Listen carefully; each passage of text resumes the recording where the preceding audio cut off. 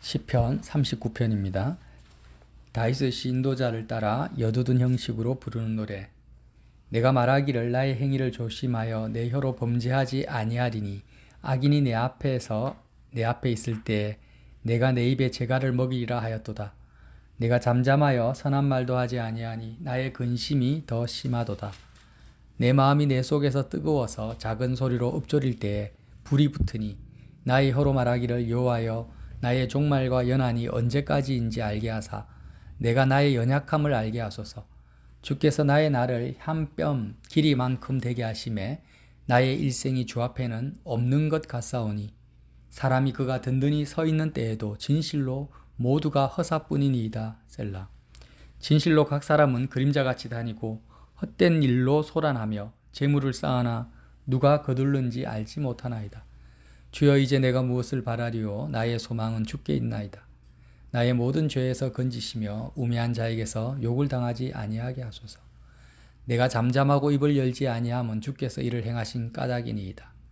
주의 징벌을 나에게서 옮기소서. 주의 손이 치심으로 내가 쇠망하였나이다. 주께서 죄악을 책망하사 사람을 징계하실 때에 그 영화를 좀먹음같이 소멸하게 하시니 참으로 인생이란 모두 헛될 뿐이니이다. 셀라. 여호와여 나의 기도를 들으시며 나의 부르짖음에 귀를 기울이소서. 내가 눈물 흘릴 때에 잠잠하지 마옵소서. 나는 주와 함께 있는 나그네이며 나의 모든 조상들처럼 떠도나이다. 주는 나를 용서하사 내가 떠나 없어지기 전에 나의 건강을 회복시키소서. 아멘. 우리가 몸이 아플 때는 사람들이 난리를 다 피웁니다. 병원을 찾아가고 상담을 받고 온갖 약을 다 먹고 음식도 가려 먹고 몸이 아플 때 사람들이 어떤 행동을 하는지 사람들 뿐입니까? 우리도 마찬가지죠. 그런데 정작 중요한 우리의 영혼이 아플 때, 나의 영이 아플 때는 어떻게 합니까? 정말 자신의 영이 병들었다, 심지어는 죽었다라는 것조차도 인식하지 못한 채 살아갑니다. 오늘 읽은 시편 39편은 다윗의 몸이 아니라 다윗의 영혼이 아플 때 드리는 다윗의 기도입니다.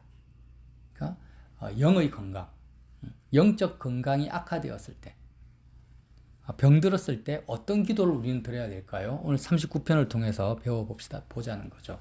오늘 마지막 결론이 뭡니까? 13절에 주는 나를 용서하사 내가 떠나 없어지기 전에 나의 건강을 회복시키소서. 결국 다윗이 건강을 위해서 기도하는 거예요. 예.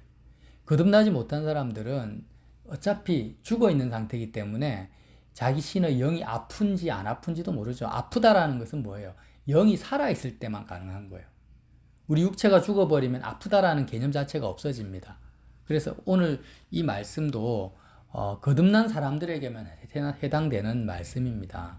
도대체 아프다라는 게 뭘까요? 영이 아프다. 자, 우리 영의 생명, 사람들의 진정한 생명은 예수님입니다. 예수님이 나는 길이요 진리요 뭐라고 했습니까? 생명이라고 하셨어요. 예수님은 자신을 생명이라 하십니다.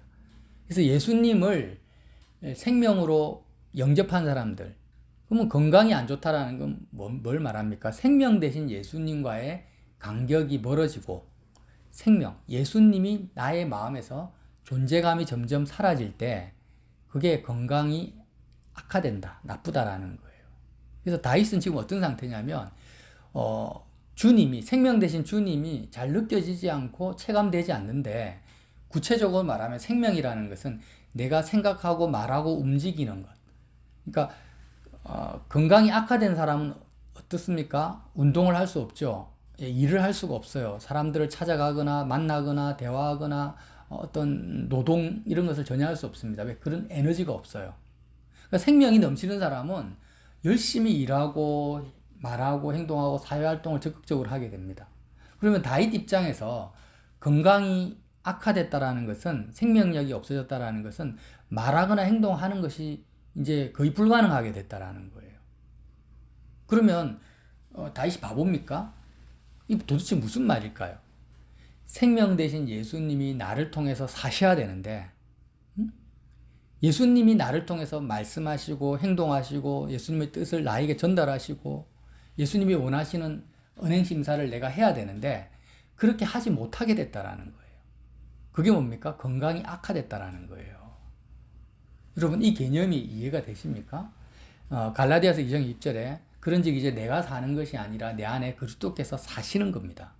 그래서 생명 대신 예수님이 내 안에서 왕성하게 활동적으로 예수님의 뜻과 생각과 말을 나를 통해서 마음껏 표현하시고 내 뜻 내 생각이 아닙니다. 예수님의 소원이 나를 통해서 마음껏 확장되어지면 나는 아주 건강한 상태라는 거죠.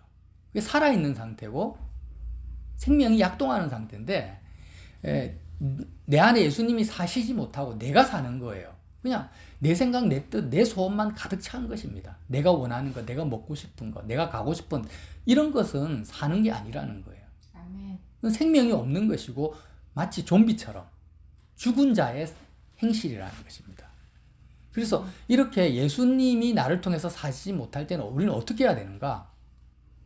그때 내가 말하고 내가 생각하고 내가 주장하는 모든 것은 우리가 전에 또 나눈 것처럼 우리는 머리끝부터 발끝까지 온전히 죄악으로 점령된 인간이기 때문에 우리의 옛적 자아가 우리가 말하고 행동하는 것이 어떤 행동이라 할지라도 사람들이 보기에 선하게 보인다 할지라도 그것은 상대방에게 핵 폐기물과 같다 했죠. 방사능 오염, 막 세균에 감염된 상태란 말이에요. 그게 그 정도로 건강이 악화됐다라는 거예요. 내가 예수님이 나를 통해 사시지 않고 내 생각과 내 뜻을 자녀에게 말하고 남편과 아내에게 말하고 내 주장을 펼치면은 그것이 아무리 이론적으로 윤리적으로 옳다 할지라도 상대방을 더럽히는 것이고 오염시키는 것이고 상대방에게 상처 주고 죽이는 거라는 거예요. 그렇기 때문에 다윗이 39편 1절에 뭐라고 합니까? 내가 말하기를 나의 행위를 조심하여 내 혀로 범죄하지 아니하리니.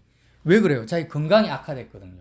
예수님이 자기에게 어떤 말씀도 하지 않습니다. 예수님이 자신을 통해 사시지 않아요.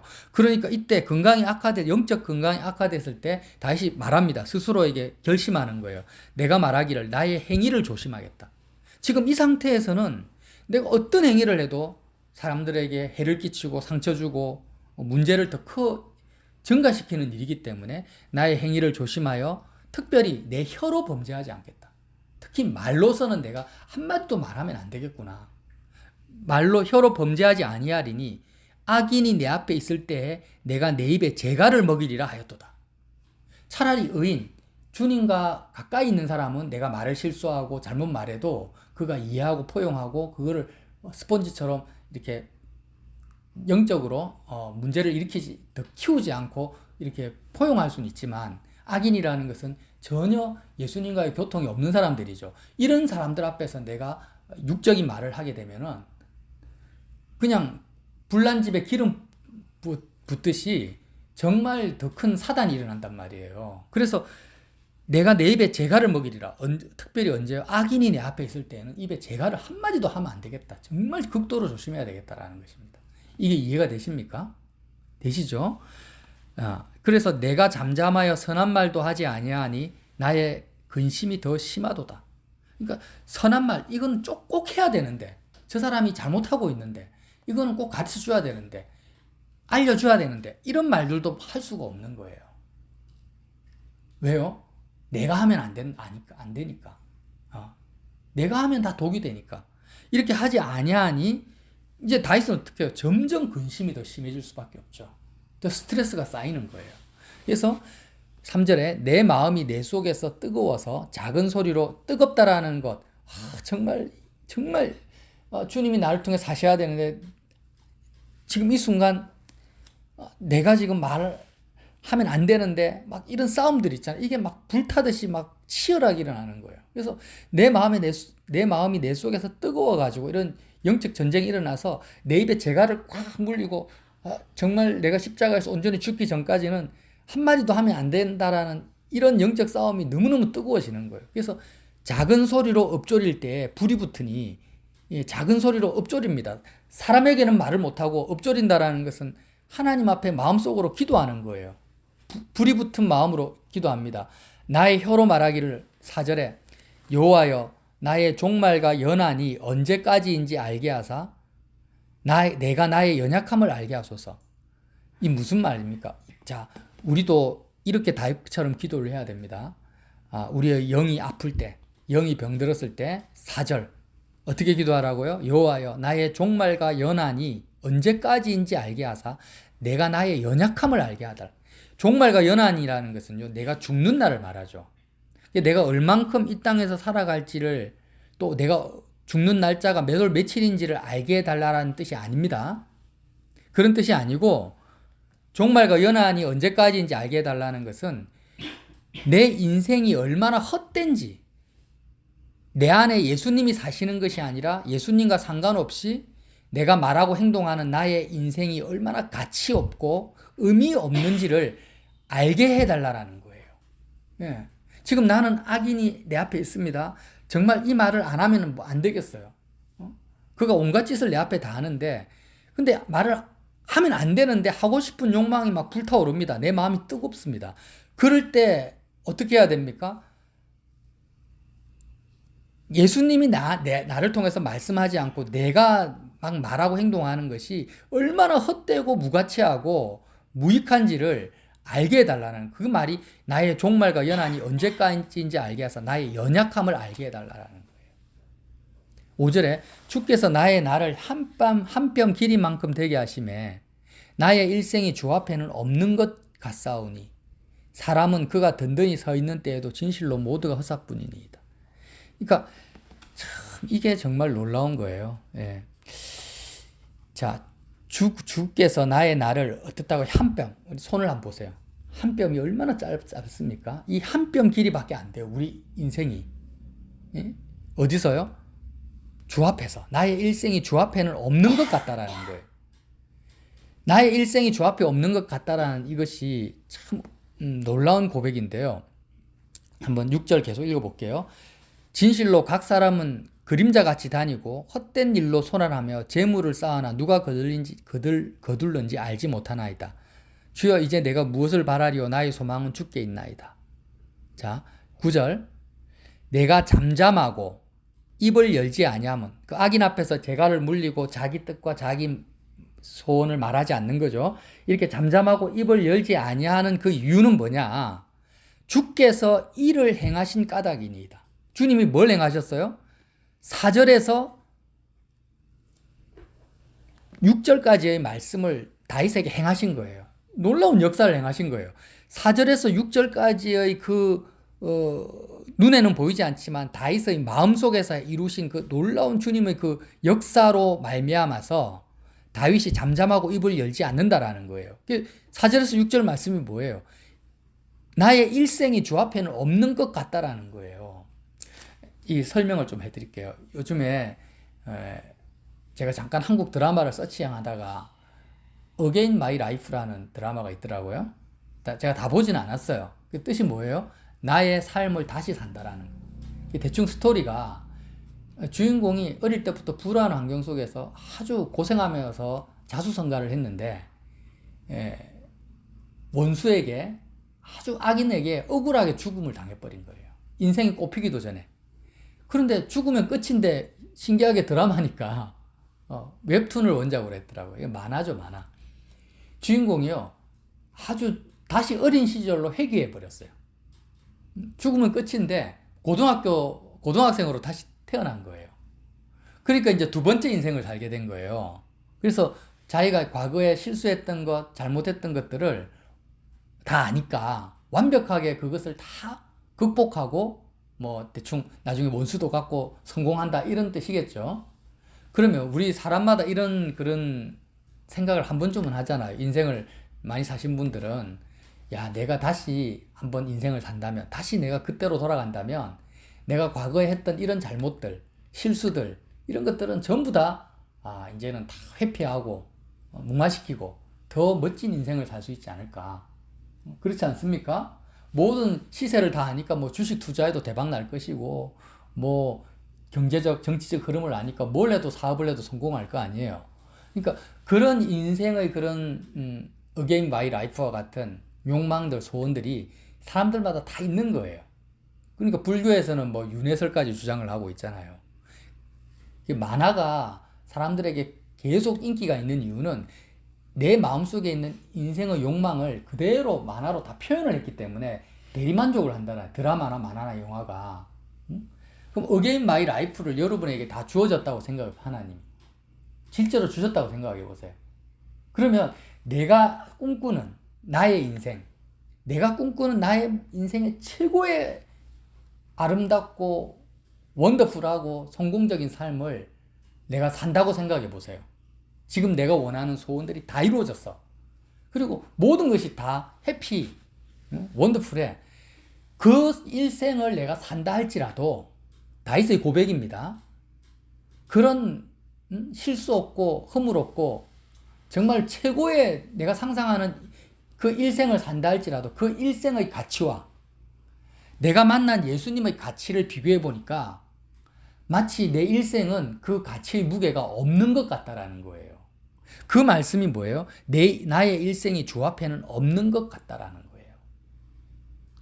이게 이런 깨달음과 이런 마음의 느낌을 하나님이 다윗에게 행하셨다라는 거예요. 이 놀라운 일을 다윗에게 행하셨다라는 거예요.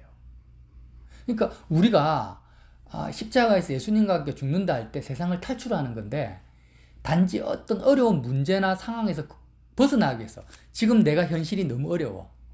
너무 힘들어. 그래서 여기서 내 마음이 벗어나기 위해서 예수님의 십자가를 붙들고 주님과 함께 죽는다 이렇게 고백하는 게 아니고 다윗의 십자가 붙들고 세상을 탈출하는 믿음은 어떤 믿음이냐면 다윗이 생각하는 최고의 인생, 최고로 성공하는 나의 모든 소원이 육적 소원이 다 이루어진 그 일생을 가져다 놓고 하나님 예수님 앞에 딱 갖고 오니까 우리가 지금 63빌딩이나 아주 롯데월드 같은 큰 100층짜리 빌딩이 있다고 생각해 보세요. 우리가 그 앞에 서면 어마어마하게 크죠. 그런데 그 100층짜리 빌딩과 지구하고 비교를 하면은 그 빌딩은 없는 것 같아요. 지구를 우주와 비교를 하면 지구는 우주에 먼지도 안 돼요. 없는 것 같아요. 그런 느낌이라는 거예요. 그러니까 다윗이 주님을 얼마나 가치 있고 놀랍게 만났다라는 것을 아시겠습니까?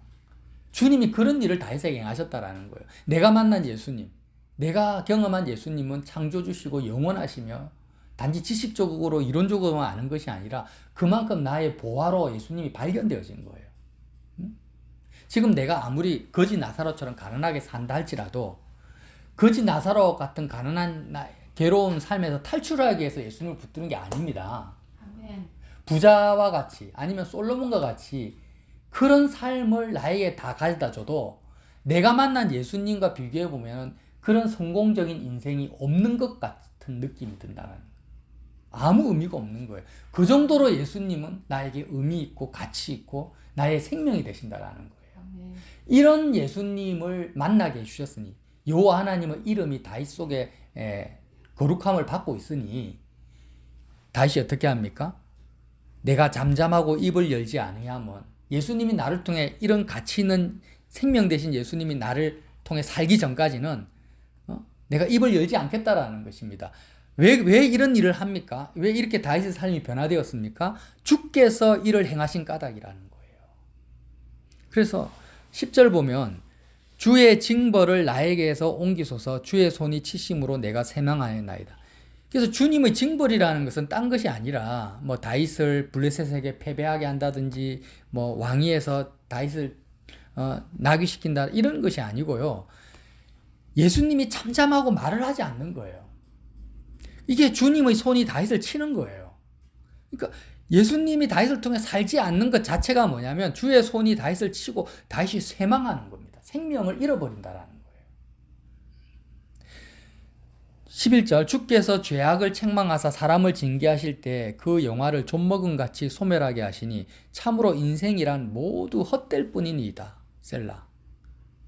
여호와여 나의 기도를 들으시며 나의 부르짖음에 귀를 기울이소서. 내가 눈물 흘릴 때에 잠잠하지 마옵소서. 나는 주와 함께 있는 나그네이며 나의 모든 조상들처럼 떠도나이다. 다윗은 주님과 함께 있는 나그네. 자, 세상 모든 사람들은 다 나그네입니다. 70억 인구가 다 나그네예요. 인생길은 잠깐 내가 태어났다가 살다가 하나님 심판대 앞으로 가는 나그네인데 두 종류의 나그네가 있다라는 거예요. 주님과 함께 있는 나그네. 이 땅을 살아가는 동안 주님과 함께 있는 나그네와 주님과 상관이 없는 나그네 이 둘 중에 하나예요. 그런데 다윗은 나는 주님과 함께 있는 나그네라는 것입니다. 나의 모든 아브라함과 야곱과 이삭처럼 조상들처럼 떠돕니다. 잠시 내가 일생을 떠돌면서 잠깐 헛된 인생을 살아가는데 생명 대신 주님 나와 함께 계신데 그 주님이 나를 통해서 사시지 않는다면 내 인생에 무슨 의미가 있습니까? 주님, 나를 용서하시고 내가 떠나 없어지기 전에 나의 건강을 회복시키소서. 예수님이 나에게서 사라지면 나는 떠나 없어진다라는 것은 나의 존재감이 없어진다라는 거예요.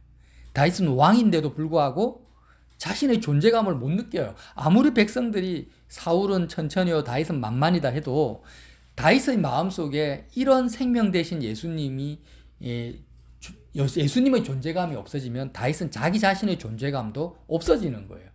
그래서 내가 떠나 없어지기 전에 나의 건강을 회복시켜 주십시오. 주님 나를 용서해 주십시오. 주님 나를 다시 만나 주십시오. 라고 기도하는 것입니다.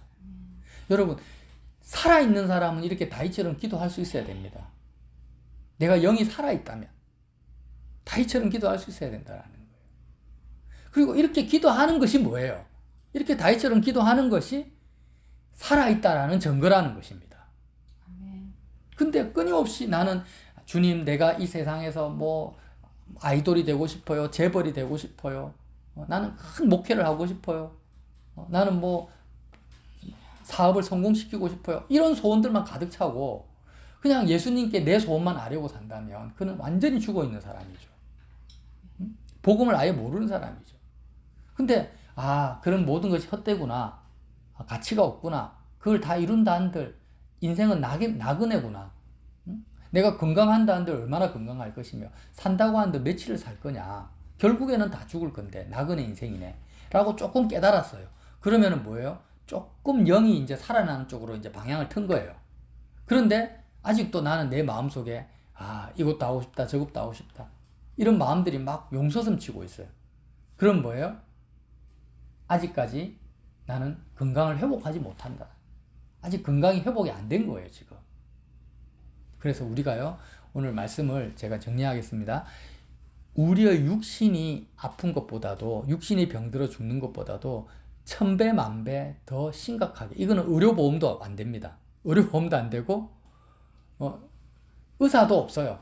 의사도 없어. 이것은 오직 예수님만이 나의 치료자가 될 수밖에 없는데 나의 영혼이 병들었다라는 것은 정말 심각해요. 왜냐하면 육신은 사용기간이 기껏해야 100년도 안 됩니다. 그죠? 그런데 내 영혼은요 사용기간이 없어요. 이건 영원히 삽니다. 저와 여러분의 영은 유효기간이 없어요. 그냥 영원히 존재하는 거예요. 근데 영원히 존재해야 될 나의 영혼이 지금 병들어서 제 기능을 못한다는 것은 육신이 병든 거와는 비교가 안 된다는 거예요. 근데 사람들은 아무도 자기 영혼에 관심이 없고 죽은 상태로 쭉 살아갑니다. 특별히 거듭난 사람조차도 그래요. 근데 다윗은 어떻습니까? 하나님께서 다윗 안에 놀라운 일을 행하신 거예요. 어떤 일을 행하셨어요? 다윗아, 너가 솔로몬처럼 부귀영화를 다 가지고 네가 이 땅에서 이루고 싶은 모든 소원을 다 이룬 너의 일생조차도 예수님의 가치, 너가 만난 예수 그리스도의 복음의 가치에 비교해 보니까 없는 것 같다. 아예 그냥 먼지 티끌도 안 되는 그런 가치로 예수님을 보화로 만났구나. 여호와의 이름을 보화로 너가 가졌구나. 이렇게 가지기까지 하나님이 얼마나 다윗을 연단하시고 깨닫게 하시고 훈련하시고 하셨습니까? 우리가 사무엘 상하를 읽어보면 알 수 있잖아요. 그러니까 결국 다윗이요 사울에게 쫓기고 그 전에 골리앗과 싸우고 어릴 때는 막 사자들과 곰과 싸우고 그랬잖아요. 그런 다윗의 엄청난 연단과 훈련과 고난의 결과가 뭐냐면은 다윗이 만난 그리스도의 가치, 오실 그리스도의 가치를 발견하는 거라는 거예요. 그래서 결국에는 다윗은 그렇구나. 예수님 말고는 나에게 남는 것은 아무것도 없구나.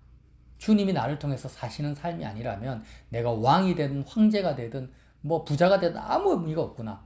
그래서 주님을 조금이라도 내가 잃어버리고 느껴지지 않으면은요, 그것이 주의 징벌이요. 그것이 징계고 주님이 자기를 손으로 치는 것과 같은 고통을 당하는 것입니다. 그래서 기도하는 거예요. 주님이 나를 통해 사시지 않는 상태에서 내가 말하고 행동하는 것은 아무 의미가 없다는 걸 알기 때문에 악인이 내 앞에 있을 때는 입에 재갈을 물린다라는 거예요. 여러분 야고보서 1장 한번 찾아보고 마치겠습니다. 똑같은 말씀을 하세요. 히브리서 다음에 야고보서가 있는데요. 1장 9절 야고보서 1장 9절 낮은 형제는 자기의 높음을 자랑하고 부한 자는 자기의 낮아짐을 자랑할지니 이는 그가 풀의 꽃과 같이 지나감이라. 해가 돋고 뜨거운 바람이 불어 풀을 말리면 꽃이 떨어져 그 모양의 아름다움이 없어지나니 부한 자도 그 행하는 일에 이와 같이 세잔하리라. 그 일생이 아무 의미가 없다라는 거죠. 쭉 해서 이제 17절 온갖 좋은 은사와 온전한 선물이 다 위로부터 삐뚤의 아버지께로부터 내려오나니, 그러니까 세상에는 좋은 것이 없고 온갖 좋은 은사와 온전한 선물은 위로부터 하나님 아버지로부터 주어진다라는 거예요. 그는 변함도 없으시고 회전하는 그림자도 없으시니라. 그가 그 피조물 중에 우리로 한 첫 열매가 되게 하시려고 자기의 뜻을 따라 진리의 말씀으로 우리를 낳으셨느니라. 어떤 열매입니까? 이제는 허탄한 내 생각과 내 뜻을 말하지 않고 그리스도가 나를 통해서 사시게 하는 열매라는 것입니다. 그런 첫 열매가 되게 하시려고 진리의 말씀으로 우리를 낳으셨다라는 거예요. 19절 내 사랑하는 형제들아 너희가 알지니 사람마다 듣기는 속회하고 말하기는 더디하며 성내기도 더디하라. 사람이 성내는 것이 하나님의 의를 이루지 못함이니라. 왜?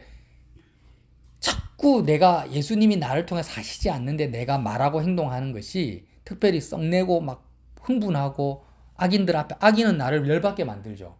그렇게 하는 것이 하나님의 의를 이루지 못한다라는 거예요. 자, 그래서 여기 26절 누구든지 스스로 경건하다 생각하며 내가 지금 내 판단이 저 사람보다 내가 더 옳아, 내 생각이 더 옳아 이렇게 생각하는 거예요. 예수님이 나를 통해 사시지 않는데 누구든지 스스로 경건하다 생각하며 자기 혀를 재갈 물리지 아니하고, 똑같죠? 내가 스스로 경건하다 생각하는 거예요. 내가 더 많이 깨달았으니까, 더 많이 체험했으니까.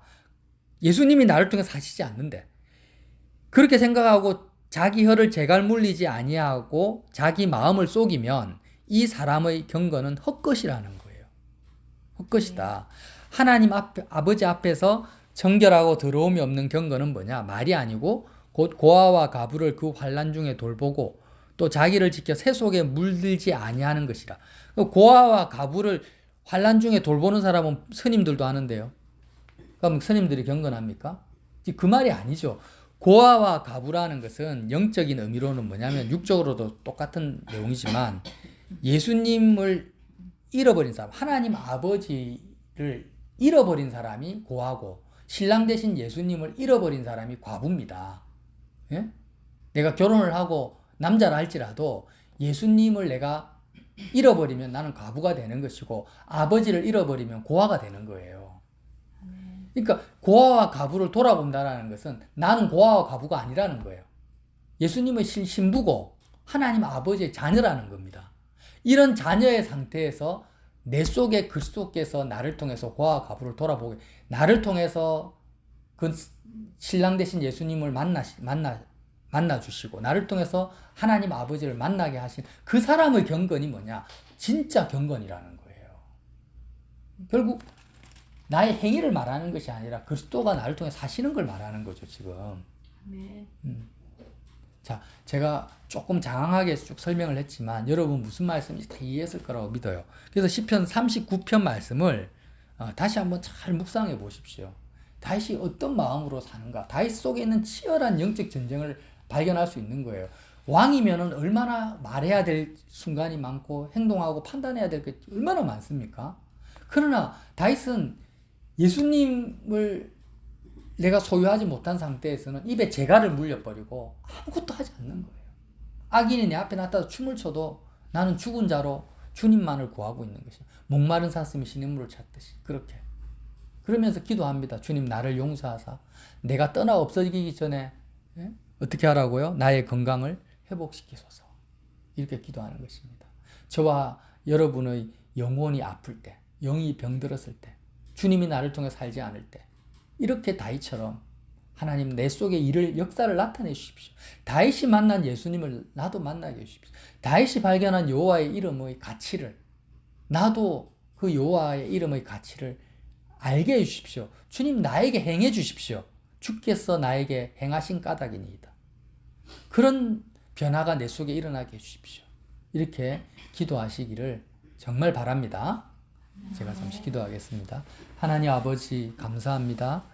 다윗 속에 어릴 때부터 주님께서 보화로 발견되어지시고 그 보화의 가치가 점점 커져서 이제는 시편 39편의 고백과 같은 고백을 하는 것을 우리가 봅니다. 주님, 우리도 이러한 영적 감각을 가지기 원합니다. 주님의 징벌과 주의 손의 치심이 우리를 향해서 계속 되는데도 불구하고 우리는 그 아픔도 느끼지 못한 채 문둥병자처럼 그렇게 살아갑니다. 주님 도와주시옵소서. 주님 정말 내가 이 땅에서 소원하는 모든 화려한 인생, 내 소원이 다 이루어지는 일생조차도 주님, 내가 지금 만난 주님과 비교하면 없는 것과 같은 그러한 가치를 발견할 수 있도록 우리 속에 역사해 주십시오. 지금도 일하고 계심을 믿습니다. 하나님 아버지 열심히 끊임없이 우리를 붙들고 계심을 믿습니다. 하나님 아버지 정말 우리 자신을 산재물로 십자가 앞에 내어놓고 주님이 온전히 마음껏 일할 수 있도록 오직 오늘 하루도 십자가만을 바라보며 주님의 죽음을 먹고 마시는 믿음 있는 우리가 될 수 있도록 인도하여 주시옵소서.